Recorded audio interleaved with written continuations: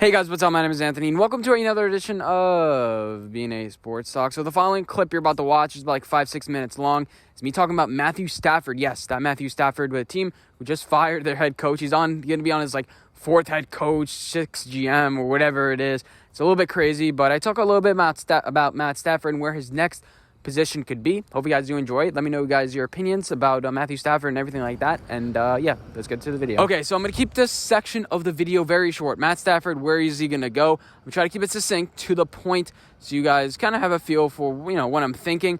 I was one of the first people last year who said, Matt Stafford, why don't you just trade him and then draft the quarterback? But it was such a big dead cap hit. It wasn't quite Aaron Rodgers, but it was like, well, you can't move off this guy.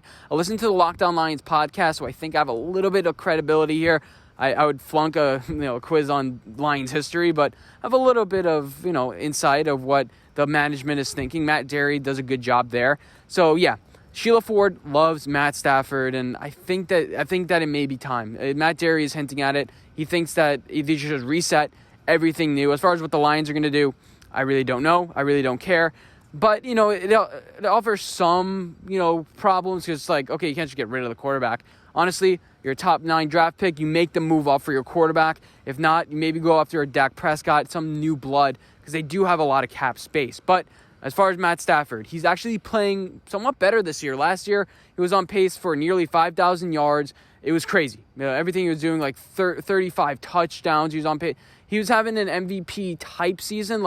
If you double his stats because he played 8 games, you're like, wow. This year, he has, as far as the advanced stats, he's throwing a little bit less air yards per attempt, and he's being pressured a little bit more, but his on-target percentage has gone up. His bad throw percentage has gone down. Overall, he's not playing bad, but he's had bad games. He's had games with a 110 passer rating, but he's also had some really bad games if you go through it game by game. But we're not going to do that. I just want some insight, basically because the teams have to want Matthew Stafford. He's 33 years old, going to turn 34, I believe. Or no, he's 32, around that age.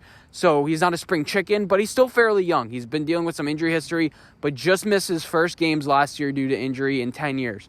So, he's been relatively healthy, although banged up. He's a grizzled veteran.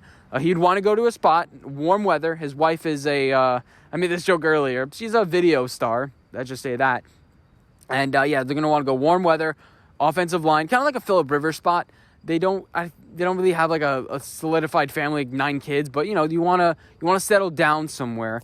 And overall, you want a place where you have good management, good coach, everything like that. You don't want to live in Chicago anymore, let's just say that, or Detroit, that type of place. So the teams that may need a quarterback are as follows, and we're going to eliminate them fairly quickly.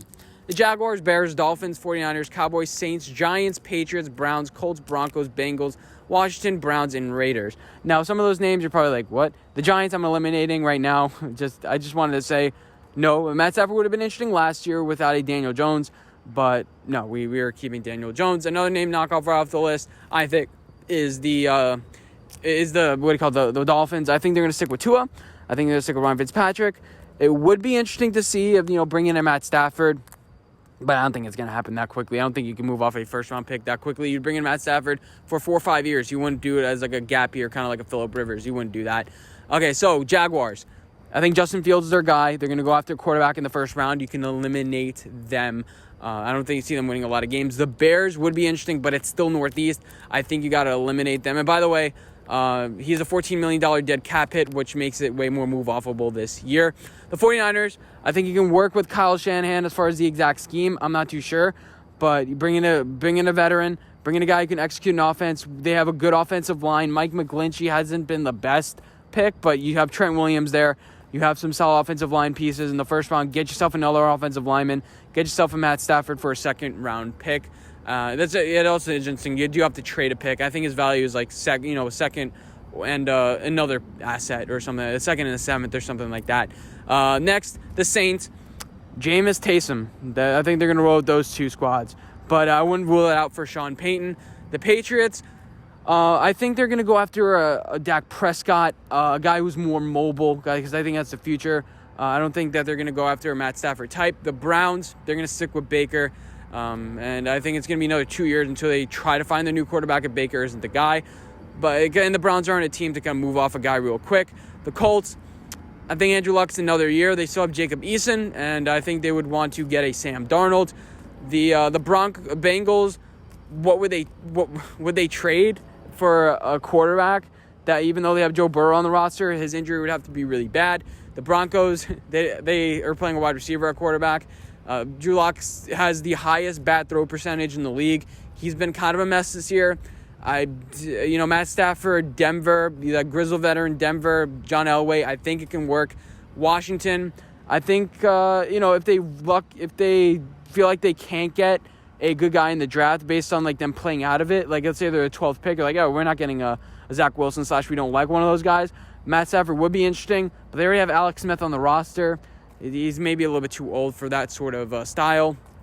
And I put the Browns on this list twice. And then finally, the Raiders. I think they're going to stick with Derek Carr. I think they are. And if so, I mean, Matt Stafford isn't really the guy that John Gruden would want. So my list would probably go as follows. Number 3 in the Saints. I think that, Sean Payton, I'm not going to blow anything past him. The 49ers at number 2. I think Kyle Shanahan can take a guy under his wing. And the number 1 most likely is the Denver Broncos, in my opinion. Let me know what you guys think. And a wild card is the Dolphins. Let's say they don't like Tua gets injured. Bring in a guy as a as a last second resort. And with those 2 first-round picks, offensive linemen, wide receivers to surround them with.